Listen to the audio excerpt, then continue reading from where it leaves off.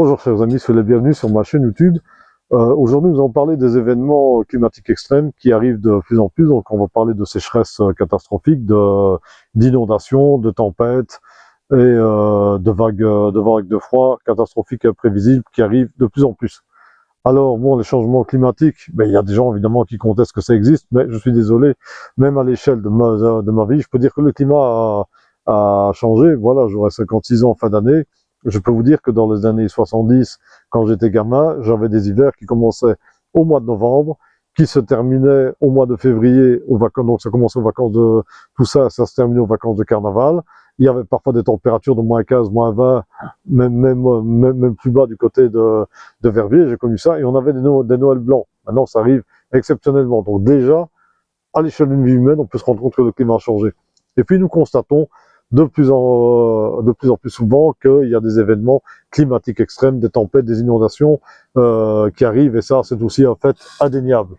Alors, je vais vous parler d'un fait qui m'est arrivé personnellement en juillet 2021 lors des inondations de Belgique. Mais avant ça, je vais vous demander quand même de mettre un j'aime, de vous abonner à ma chaîne si ce n'est encore fait, puisque j'ai remarqué que 90% des personnes qui suivent mes vidéos ne sont pas encore abonnés. Pas abandonnés, la puce, ça arrive.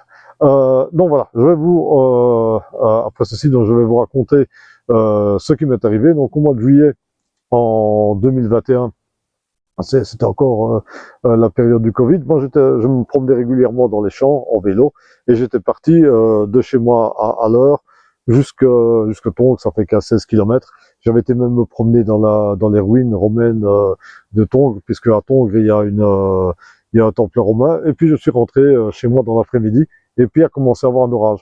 Maintenant, voilà, les orages en Wallonie au mois de juillet, c'est normal.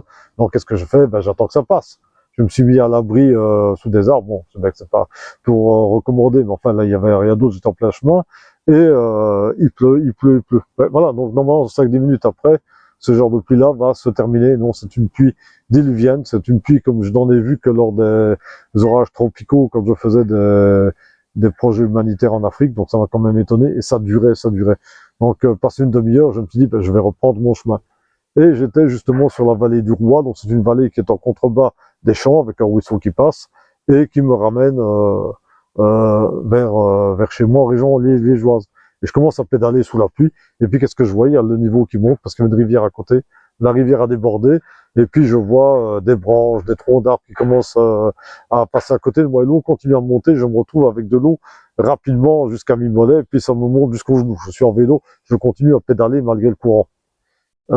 Qu'est-ce que je fais? Je me dis, le meilleur moyen de m'en sortir, c'est de monter sur la hauteur. Et effectivement, il y a une montée. Il y a un petit village à côté de la vallée du Roi qu'on appelle Erstap, qui est situé fortement en hauteur par rapport au reste de la vallée. Donc, je prends le chemin pour aller là-bas. Je nage contre je roule contre les trompes d'eau, vous m'avez compris, et je continue à monter la crête, et c'est là que la vidéo, je me retourne, je regarde derrière moi, et je vais vous montrer la vidéo que j'ai filmée.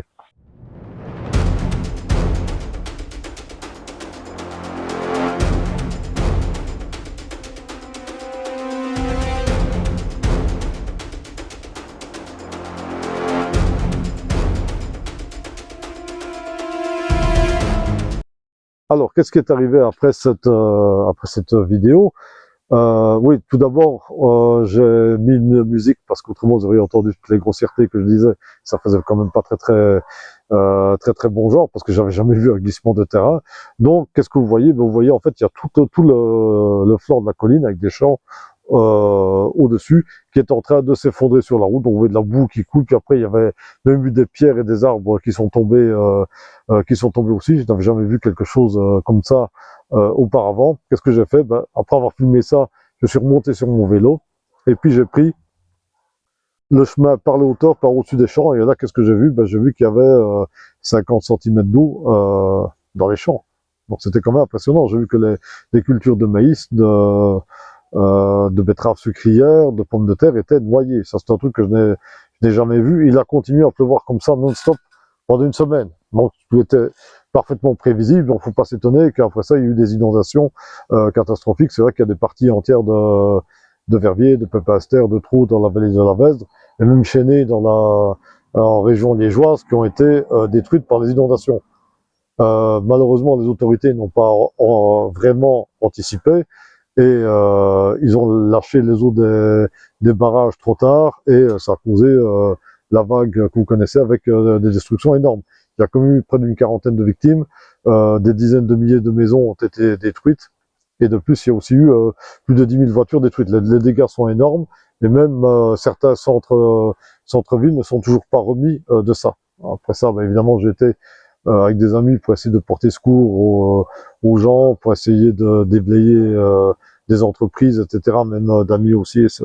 J'ai participé à tout cela. Donc voilà, donc face à des événements comme ça, on est évidemment tout à fait démunis, et c'est amené à se produire de plus en plus souvent.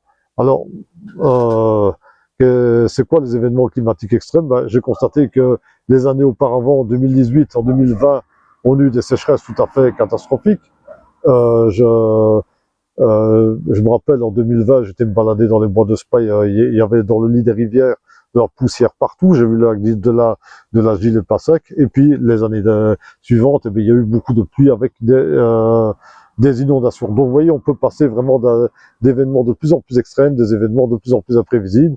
Ben, c'est pourquoi, ben voilà, il faut quand même se préparer, il faut avoir quand même, faut qu'on se rende comme bien compte qu'on ne vit pas dans un monde qui est stable, dans un environnement où tout peut changer du tout au tout. Il faut être prêt à toutes les éventualités. Donc ça veut dire qu'il faut avoir un sac d'évacuation. Ça, je ferai une vidéo dessus. Il faut quand même acquérir toute une série de talents pour savoir qu'est-ce qu'il faut faire si des choses comme ça vont arriver. Parce que malheureusement, nous vivons dans un monde où tout est possible. Tout peut malheureusement arriver.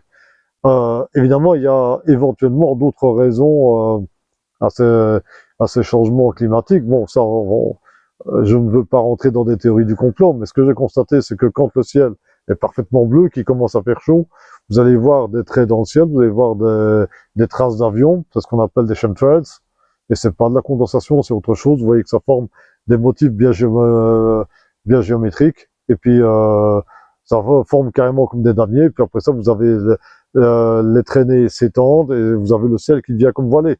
Après ça, souvent, le climat se refroidit et il pleut. Et je vous mettrai en description de la vidéo une première vidéo que j'ai fait sur la géo-ingénierie.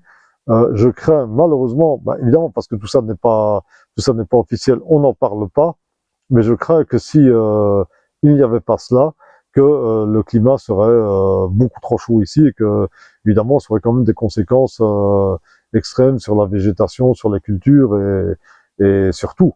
Bon voilà, mais ça, vous verrez mes hypothèses à ce sujet-là.